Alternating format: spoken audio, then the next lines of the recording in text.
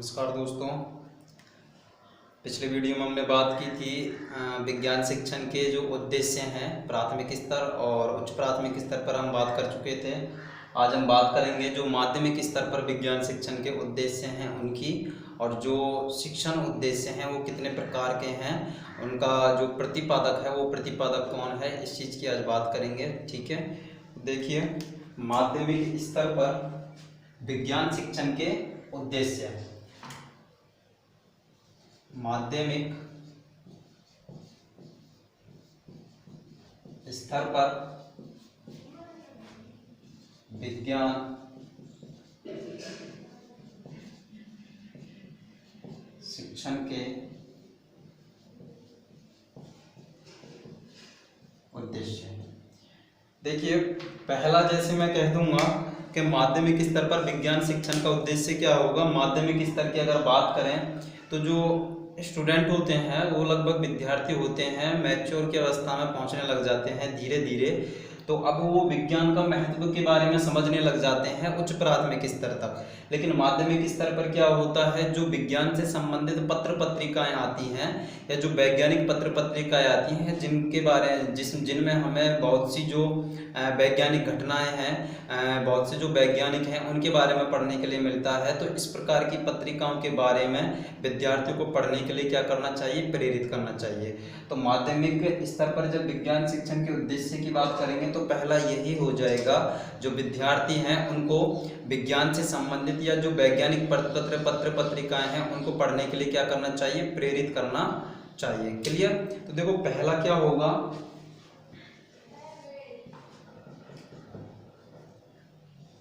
विज्ञान से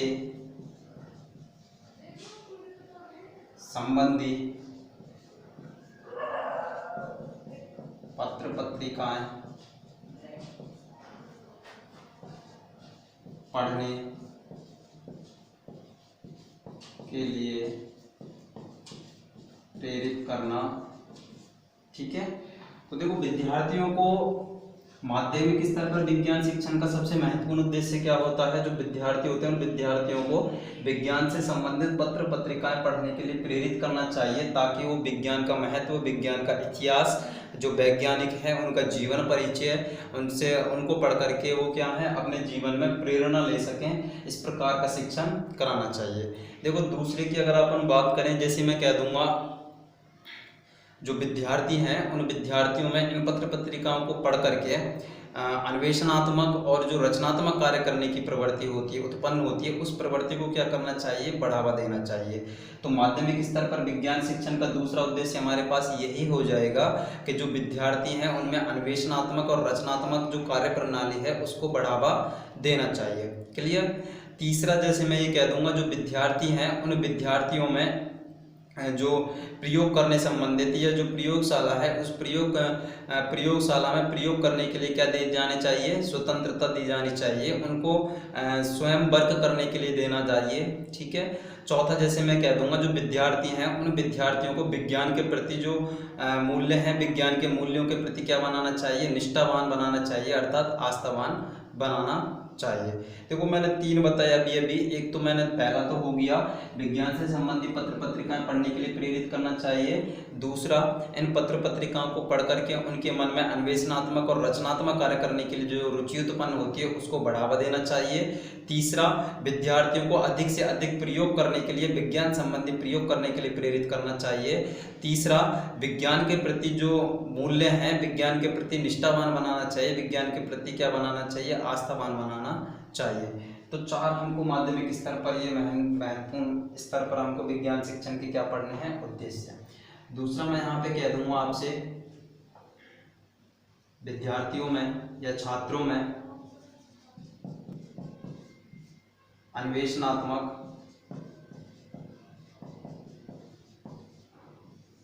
व रचनात्मक कार्यों के लिए प्रेरित करना।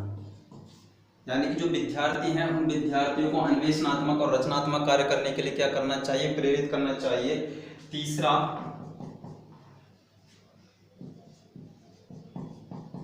प्रयोग,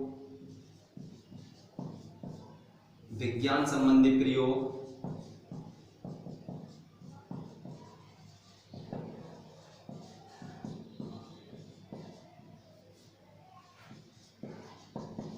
विज्ञान संबंधी प्रयोग करने के लिए प्रेरित करना चाहिए।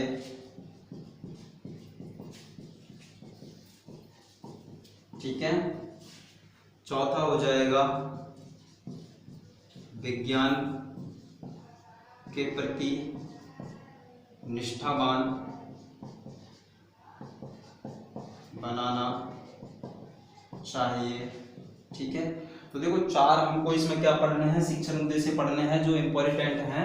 विज्ञान से संबंधित पत्र पत्रिकाएं पढ़ने के लिए प्रेरित करना चाहिए, छात्रों के अन्वेषणात्मक व रचनात्मक कार्य के लिए प्रेरित करना चाहिए, छात्रों को, है ना, विज्ञान संबंधी प्रयोग करने के लिए प्रेरित करना चाहिए, विज्ञान के प्रति क्या बनाना चाहिए, निष्ठावान बनाना चाहिए, आस्थावान बनाना चाहिए। क्लियर, इसका एक बार आप स्क्रीनशॉट लीजिए।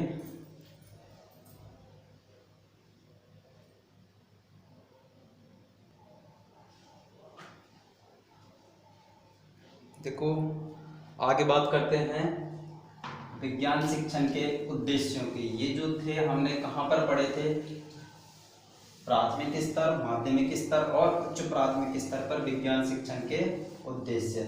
अब देखो बात करते हैं हम शिक्षण उद्देश्यों की। शिक्षण उद्देश्य है क्या, शिक्षण उद्देश्य देखो शिक्षण उद्देश्य की बात करें तो देखो शिक्षण उद्देश्य क्या होते हैं, जो अध्यापक होता है, अध्यापक क्या कराता है, शिक्षण कार्य कराता है। तो अध्यापक को अपना शिक्षण कार्य कराने के लिए या शिक्षण कार्य को पूर्ण करने के लिए जिन उद्देश्यों को वो निर्धारित करता है, उन उद्देश्यों को क्या कहते हैं, शिक्षण उद्देश्य कहते हैं। या मैं ये कह सकता हूँ, अध्यापक को अपने शिक्षण कार्य को पूर्ण कराने के लिए अपने शिक्षण कार्य को पूर्ण कराने के लिए जिन उद्देश्यों को वो निर्धारित करता है, उसे क्या कहते हैं, शिक्षण उद्देश्य कहते हैं। क्लियर। अब देखो शिक्षण उद्देश्य की बात करेंगे तो शिक्षण उद्देश्य को अस्तित्व में लाने का श्रेय जाता है, वो किसको जाता है, बीएस ब्लूम को जाता है ना। बीएस ब्लूम ने जो शिक्षण प्रक्रिया थी उसको कैसी माना, त्रिमुखी प्रक्रिया माना। अभी हम उसकी बात करेंगे कैसे कैसे वो त्रिमुखी प्रक्रिया है। देखो शिक्षण उद्देश्य की परिभाषा की अगर बात करें तो क्या होगी, अध्यापक द्वारा शिक्षण कार्य को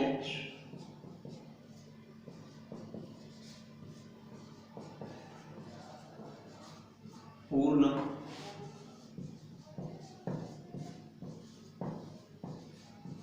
कराने के लिए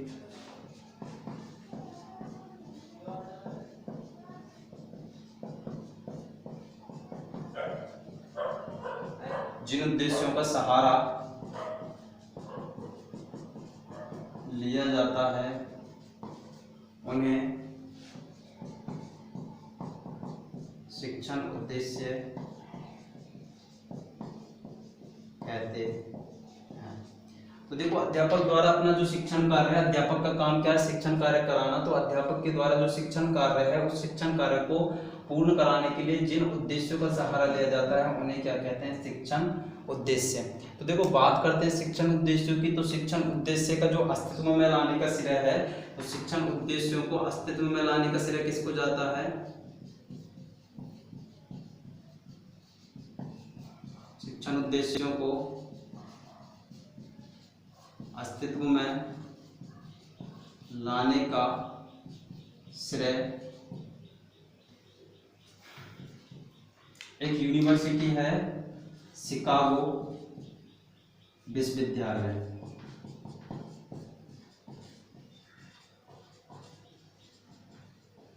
शिकागो विश्वविद्यालय के विद्वान या प्रोफेसर है कौन, बीएस ब्लूम। ठीक है, अगर वो देखो सीधा क्वेश्चन पूछेगा कि शिक्षण उद्देश्यों को अस्तित्व में लाने का श्रेय किसको दिया जाता है, तो शिक्षण उद्देश्यों को अस्तित्व में लाने का श्रेय किसको दिया जाता है, बीएस ब्लूम को। ठीक है, और शिक्षण उद्देश्य की आपकी डेफिनेशन हो गई। शिक्षण उद्देश्य का प्रतिपादक या इनको अस्तित्व में लाने का श्रेय या प्रयोग करने का श्रेय जो दिया जाता है वो किसको दिया जाता है, इस बीएस ब्लूम को दिया जाता है। क्लियर। अब देखो जो ये बीएस ब्लूम है, इस बीएस ब्लूम ने जो शिक्षण प्रक्रिया है, इस बीएस ब्लूम ने क्या माना, शिक्षण प्रक्रिया को कैसी माना, त्रिमुखी प्रक्रिया माना। शिक्षण प्रक्रिया को कैसी प्रक्रिया माना, इस बीएस ब्लूम ने त्रिमुखी प्रक्रिया माना। ठीक है, क्वेश्चन सीधा आएगा कि जो बीएस ब्लूम है, इस बीएस ब्लूम ने शिक्षण प्रक्रिया को कैसी प्रक्रिया माना, त्रिमुखी प्रक्रिया माना, जिसमें इसने देखो ऊपर ही ऊपर क्या रखा, इसने यहाँ पे इस स्थान पर रखा, जैसे इसने शिक्षण उद्देश्यों को, शिक्षण उद्देश्य, यहाँ पर इसने रखा परिस्थिति निर्माण। परिस्थिति का निर्माण कैसे होगा, इधर इसने रखा था किसको, मूल्यांकन। ठीक है, तो देखो यहाँ पे इसने शिक्षण प्रक्रिया को त्रिमुखी माना, और शिक्षण प्रक्रिया को त्रिमुखी मानने के जो चरण है उसमें पहला क्या माना, शिक्षण उद्देश्य, दूसरा परिस्थिति निर्माण और तीसरा मूल्यांकन। अब देखो क्वेश्चन इस तरह से आपसे वो इस तरह से पुटअप करेगा, वो ये कहेगा बीएस ब्लूम के अनुसार त्रिमुखी प्रक्रिया में शामिल नहीं है। तो देखो तीनों तो ये शामिल है, लेकिन एक चौथा क्या देगा, वो अलग से दे देगा। तो इस तरह से आपसे क्वेश्चन पूछा जाएगा कि बीएस ब्लूम की शिक्षण प्रक्रिया में किसको शामिल नहीं किया जाता है, या इसका कौन सा चरण नहीं है। तो बीएस ब्लूम ने शिक्षण प्रक्रिया को कैसा माना, त्रिमुखी प्रक्रिया माना, और इसमें सबसे पहले उसने ऊपर ही ऊपर किसको माना, शिक्षण उद्देश्य, परिस्थिति निर्माण और क्या करना, मूल्यांकन करना। क्लियर। अब देखो आगे बात करते हैं हम जो शिक्षण उद्देश्य हैं, इन शिक्षण उद्देश्यों का वर्गीकरण। ये जो शिक्षण उद्देश्य हैं ये होते कितने प्रकार के हैं।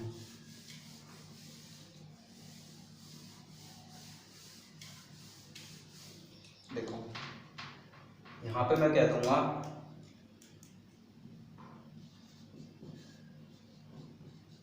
शिक्षण उद्देश्य। इन शिक्षण उद्देश्यों को देखो कितने भागों में बांटा गया, 3 भागों में बांटा गया है। और ये 3 भाग कौन कौन से, आपको तीनों को याद रखना है। और 3 भागों में मैं किस किस को रखता हूँ वो सारी चीज आपको याद रखनी है। ठीक है, इस डायग्राम को थोड़ा सा ध्यान से समझना।